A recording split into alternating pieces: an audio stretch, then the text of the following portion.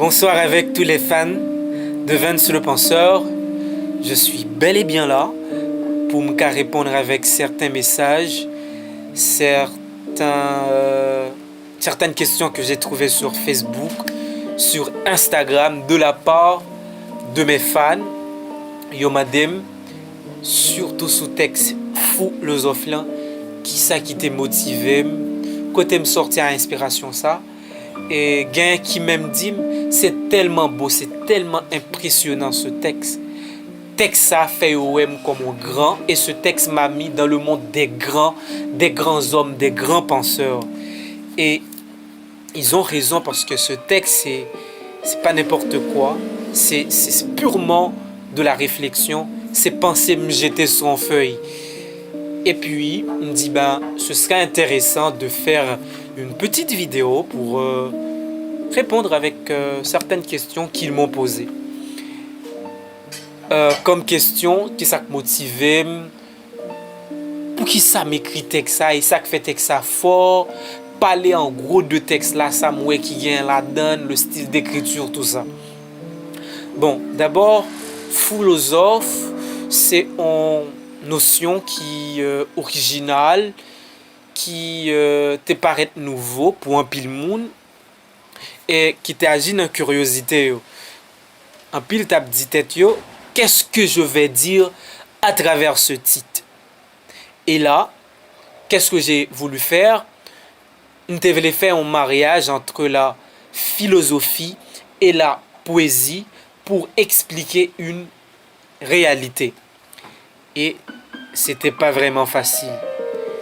J'ai beaucoup réfléchi, surtout pour débuter le texte avec la philosophie, ensuite pour nuancer ça avec la poésie, après pour critiquer et pour conclure en donnant l'espoir à la génération à venir pour me dire prends demain en compte et valoriser la connaissance, rejeter l'ignorance et je crois beaucoup à l'avenir. C'était pas vraiment facile de faire un plan comme ça. Et voilà, l'idée était faite.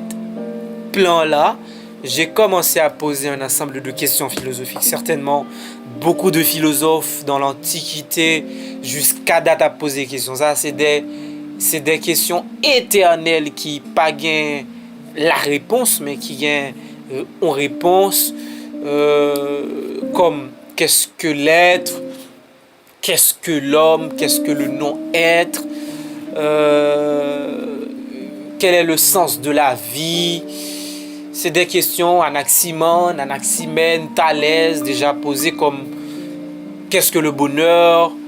C'est des questions Épicure, réfléchis sur lui, qu'est-ce que la mort. Vous voyez, là c'est la partie philosophique. Et avec Épicure comme réponse, Épicure dit la mort c'est la cessation de toute sensation. Quand la mort est là, nous ne sommes pas là. Donc là on voit une côté philosophique du texte philosophe, parce que j'ai beaucoup questionné, j'ai parlé des notions philosophiques comme la vie, la mort, le bonheur, l'homme, etc. Des questions qui pas gain la réponse, que je ne peux même pas donner la réponse absolue. Et comme ma réponse à propos de la vie, je crois que j'ai dit que la vie est une pute éternelle qui ne couche pas à la mort. Et c'est vrai, parce que nous tous à passer par la mort. La mort, c'est un chemin absolu pour tout le monde. On ne peut écarter de la mort. Et la vie est une pute parce que chaque jour, on a couché avec elle et on a fini par mourir un jour. Dis au revoir à tout, dis au revoir à l'existence. Et c'est ça qui fait la beauté du texte et qui est impressionnante, qui pousse les gens à réfléchir. Et cette partie, je voulais faire quoi? Quel est l'objectif de cette partie? Quelle est sa portée? En fait, j'ai voulu inciter les jeunes à la réflexion. Je ne veux pas qu'on accepte tout ce qu'on nous dit. Je veux mettre en quelque sorte le doute cartésien. Questionner les choses, questionner même soi-même. Douter de tout. Et si dimension ça, jeunesse haïtienne rivée encadré, certainement n'a évité faire des bêtises. Par exemple, si dimension ça t'es embrassé vraiment par la société haïtienne là. Cette question de Bible et de plume que nous t'avons joint là-dedans, nous t'avons posé un pile question sur ça.